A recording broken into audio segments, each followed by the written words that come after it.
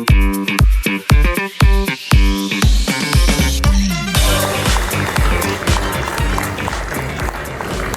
you guys, I'm so excited to be here today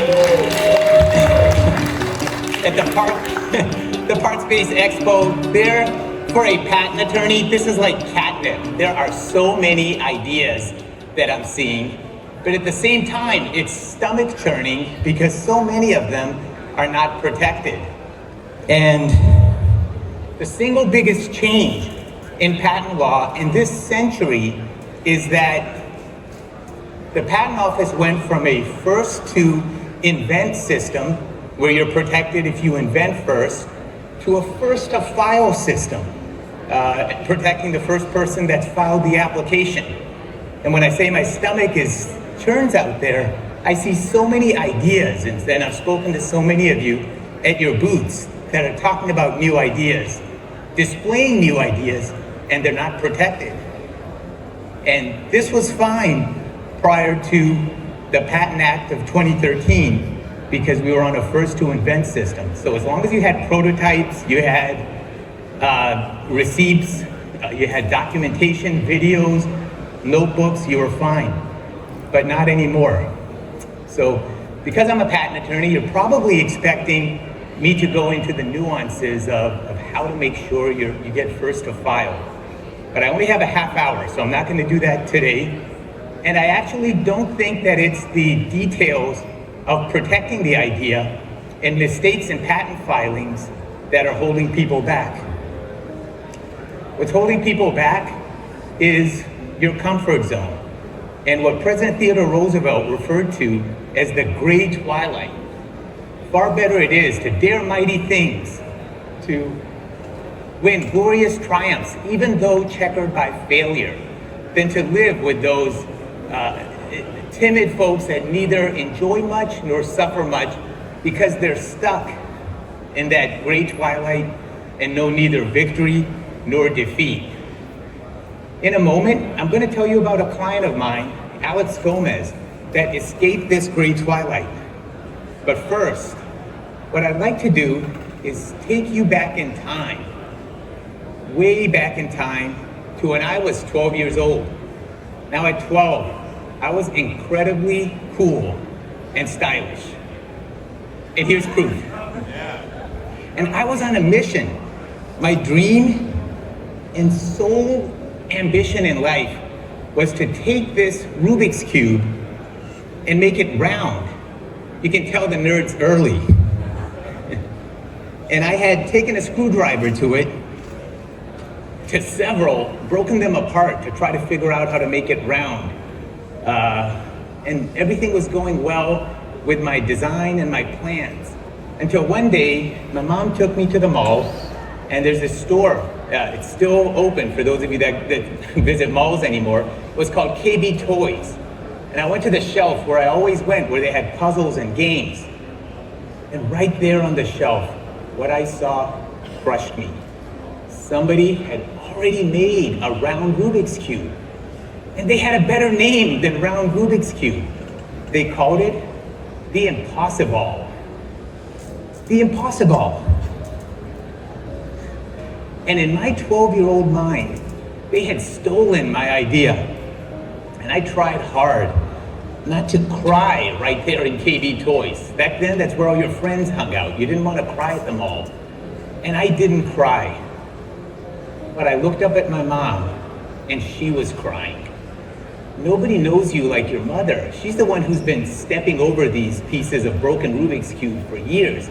She's the one that saw my sketchbook with page after page of drawings of my round Rubik's Cube design. And I grabbed her by the hand and I dragged her out of KB Toys. The store clerks there, I've seen a lot of parents dragging crying kids out. This is the first time they saw a kid dragging his crying mother out of the store. But children cry when they don't get what they want. I have 5 kids myself, and you'd be surprised, but I actually think that's a beautiful thing that they cry when they don't get what they want, because they're at that age where they believe that getting what they want is possible. Something happens to us as adults. We grow up and we get that optimism beat out of us. We no longer think it's possible to pursue our dreams. So what do? We dream small and we dream safe. We stay inside that comfort zone that President Theodore Roosevelt warned us about. How many of you are in that comfort zone? And people will keep you in that comfort zone if you let them. Oprah Winfrey was told that she's too ugly for television and should stick to the radio. Wayne Gretzky was told that he's too small and too slow to ever play professional hockey. Walt Disney was fired actually by a newspaper editor for not having enough imagination. Walt Disney. Gosh, Elon Musk. What does the founder of a piddly startup as PayPal, how dare he think he could be the person that brings an electric vehicle to market first, a commercially viable vehicle? What about Ford? What about GM? Chevy? All these companies that have hundreds of years on him and hundreds of millions of dollars of government money, and they're not able to do what he did. What would happen if you pursued those ideas that you want to pursue and are afraid to pursue? Well, I'll tell you what would happen by this quote from Mahatma Gandhi. First, they'll ignore you. And they did with Elon Musk. Then they'll laugh at you, which they did and are doing. And then they'll fight you. So I know this is a depressing quote. I promise it's not the full quote. I'll come back to it. But first, I want to tell you about what I did when my dream of inventing the round Rubik's Cube was shattered. I always loved tinkering with things and taking things apart. I became an engineer, but I wanted to be a patent attorney, and not just any patent attorney. I wanted to work at the law firm of Fish and Need in New York City. Now, if you don't know this law firm, they're the lawyers that represented Thomas Edison with the invention of the light bulb, Henry Ford for the automobile, Alexander Graham Bell for the invention of the telephone, and particularly relevant to the PBEXPO, the Wright brothers for the invention of the airplane. Fish and Need was to patents and inventions, what Muhammad Ali was to boxing, the greatest of all time. And I wanted nothing more than to start at this law firm. But I didn't have I guess, gumption to withstand the naysayers. I had the placement director at the University of Miami that says, John, you have no chance at starting at this law firm. This is the most prestigious patent firm in the world.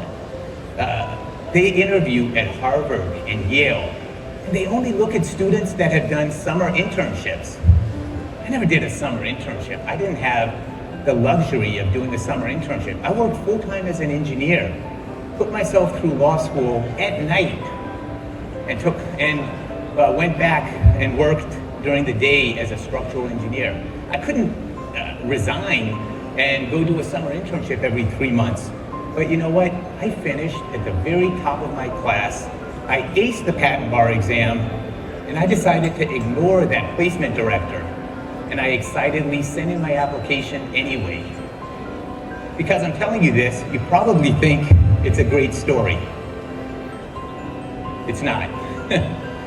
I got this rejection letter. This is a copy of the actual rejection letter, and it stung hard. It felt like a kick in the gut. And I tossed and turned for 2 days before I figured out what I was gonna do. And then one day I decided, during my lunch break, to call Miss Rogan, the person that had written this letter. And there were no cell phones, so I went to find a payphone, for those of you that remember what that is. And I was standing there with a quarter in my hand, mustering up the courage to call. And I finally did. Miss Rogan, I said, this is John Rizvi. I'm calling about my application because I got your rejection letter.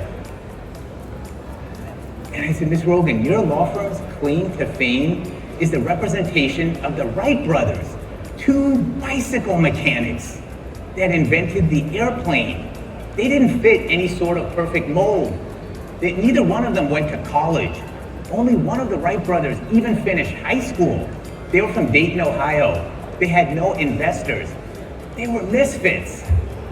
The world misjudged them and told them that their dream of human flight was nothing but a fantasy. And this is when she interrupted me. Mr. Rizvi, I don't understand what your point is. Hiring committee decisions are final. And I remember this as if it was yesterday. The hair stood up on the back of my neck, and I said, Ms. Rogan, your hiring committee has made a mistake. I need them to look at my application again because they have misjudged me. Click. I got off the phone. I'm not sure if I changed anything, but I was young and I couldn't spend the rest of my life not getting that off of my chest. But 5 days later, I got a letter in the mail, and it was from Fish and Need. My hands were trembling. Remember, I was a lawyer. I thought I was being sued for something. Instead, it was my dream law firm asking me to come on board and join them as an attorney. And I joined Fish and Need in New York City. And it was amazing. I was learning from the best patent lawyers in the world. I was making more money than I had ever imagined possible. But something was missing. And what was missing is that money can fill the hunger in your stomach. It won't fill the hunger in your soul. I was spending day after day in meeting after meeting with corporate lawyers and MBAs at Fortune 500 companies, multinational corporations located throughout the world. In the 5 years that I worked at this law firm, not once did I speak to an inventor. I was so far removed from the creative spark of ingenuity of the inventor. My whole reason for becoming a patent attorney in the first place.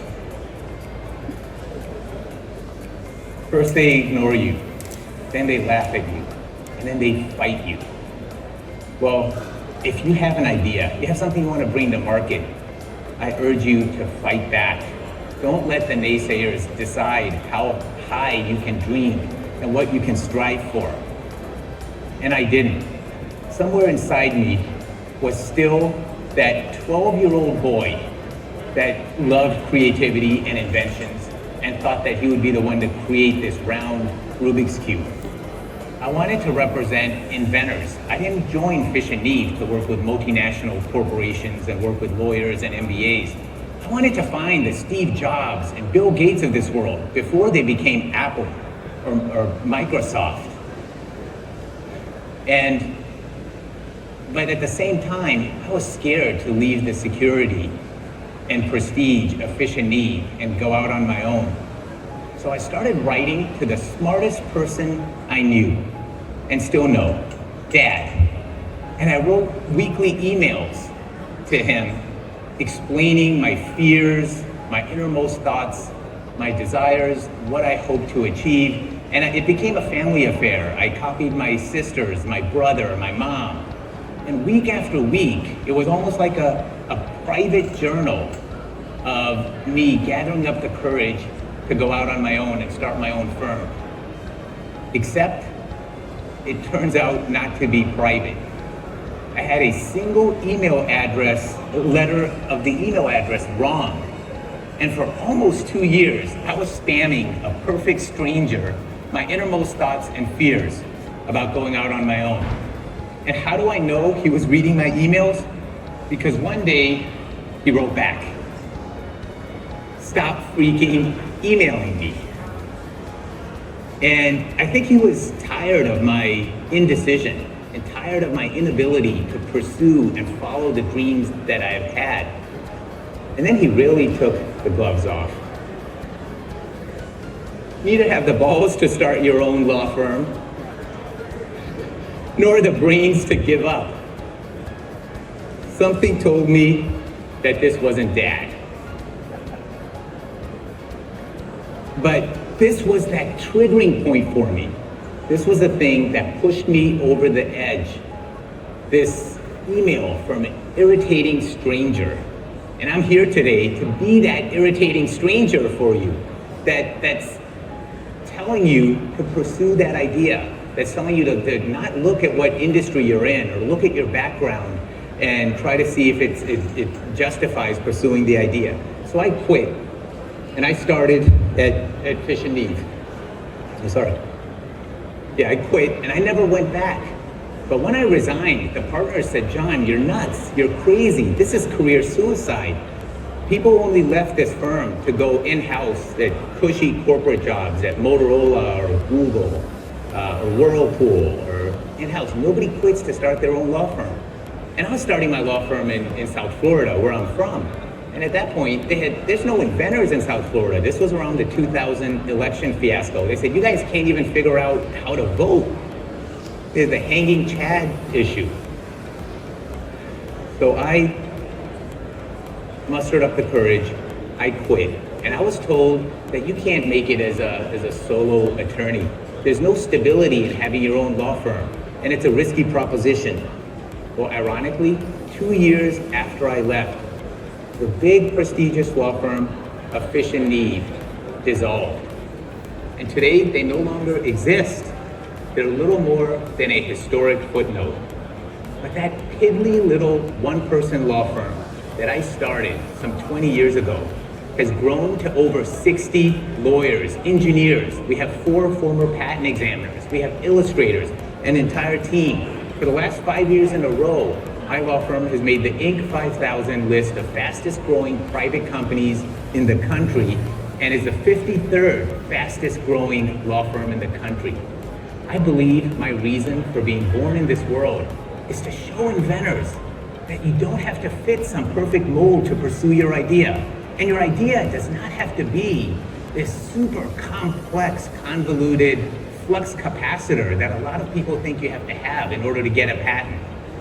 And I'll get back now to Alex Gomez, that client of mine that I said dropped out of medical school to pursue his idea. Now, Alex was surprised that doctors in operating rooms, when their surgical instrument became too fogged, they would take that lens and rinse it off literally under a faucet or sometimes in a flask of water, and then go back inside the patient with that instrument. That caused infection, that introduced bacteria, it was septic, but unfortunately, that was the state of the art for cleaning a lens in hospital operating rooms. And lawyers would draft releases that indicate that every operation, every medical procedure has a risk of infection, and patients were signing these. This didn't sit well with Alex. He said, "John, I don't care what they say about me." They ridiculed him for dropping out of medical school. They called him a dropout and said, "You're not even a doctor." He brought this contraption to my office that he put together in his garage. It was a surgical camera lens defogger. And he said, "John, I don't care what they say. This device is going to save lives. It's going to change the way surgeries are conducted in hospital medical rooms, operating rooms. File this patent for me. Win this patent for me." So I filed a patent for Alex.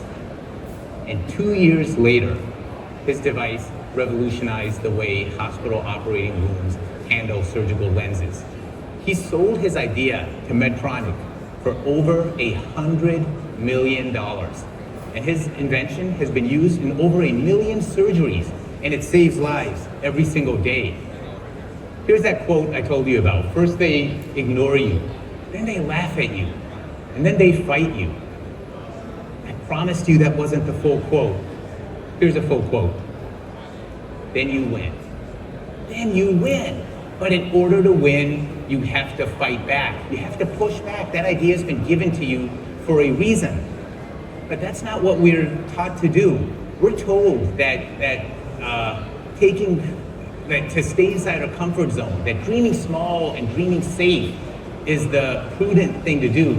That's the realistic viewpoint to take. And that reaching outside that comfort zone, striving to achieve our goals is risky. The greatest risk, they say, is dying. We're all gonna die someday.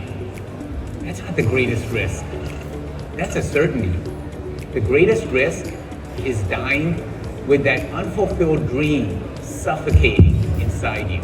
I know what it's like because I suffocated with that dream for 5 years. 2 of them, some poor stranger suffocated along with me as I shared that dream. But patents don't work that way anymore. Today it's first to file. If you have an idea, you need to get that application in as soon as possible. And now I want to end with this quote by famous English writer John Ruskin. It's not, in the end, it doesn't matter how much you know or what you think or what you believe. The only thing that matters is what you do. What you do. So why don't people pursue their ideas? Other than the fact that they don't believe they're the right person, they're not from the industry, they don't have the right education, background, social class, money, whatever it is. The single biggest reason is that they don't think that their idea is unique enough or brilliant enough. Tell me, how brilliant is Jay Sorensen's coffee cup sleeve? It's a cardboard sleeve that goes over a cup of coffee. It's not a cure for cancer. It's not a flux capacitor. Jay Sorensen licensed this idea for $1 million a year for 20 years. The Post-it note, removable glue on a piece of paper, like these are not complicated inventions. Like even yesterday and early this morning, I've stopped by some of your booths and they, oh yeah, we have this idea we've done, we have this software, we have this process, but it's not that much. Anybody can do it. It's easy, it's simple. Well, what about a ketchup bottle with the label upside down so that when you're ready to take your ketchup, gravity helps, so you don't have to hit the bottom of the bottle to get the ketchup out. Is that brilliant? Is that rocket science? Is that a flux capacitor or a cure for cancer? It's not. So if you have that idea, don't give up on it because you think you're the wrong person. Don't give up on it because you think the idea is not complicated enough or not brilliant enough. Incidentally, the Post-it note has made over $1 billion in revenues for 3M. This ketchup bottle patent, Ron Brown sold the patent rights for $13 million for a reverse label on a ketchup bottle. So tell me, come see me at our booth if you think your idea is too simple for protection. The only reason you won't be able to get a patent is if somebody else has already patented it. The patent office is not permitted to reject an idea because it's too simple, or it's too easy, it's not complicated enough. Those aren't basis for rejecting an idea. So finally, I want to end with this quote again. And just remind you, if you have that idea, if you have that business idea, even if it's not a patenting idea, don't give up on it. We live once. Take that chance that you've been putting aside. If you're waiting for that irritating stranger to really tip you over that edge, this is the best I can do. And if you're thinking about doing something, you're not sure, start emailing me a weekly email of your innermost thoughts on why you're not pursuing it. And I promise I'll write back a kinder, less harsh email, but hopefully something that triggers you over the edge. So that's all I have. Thank you so much.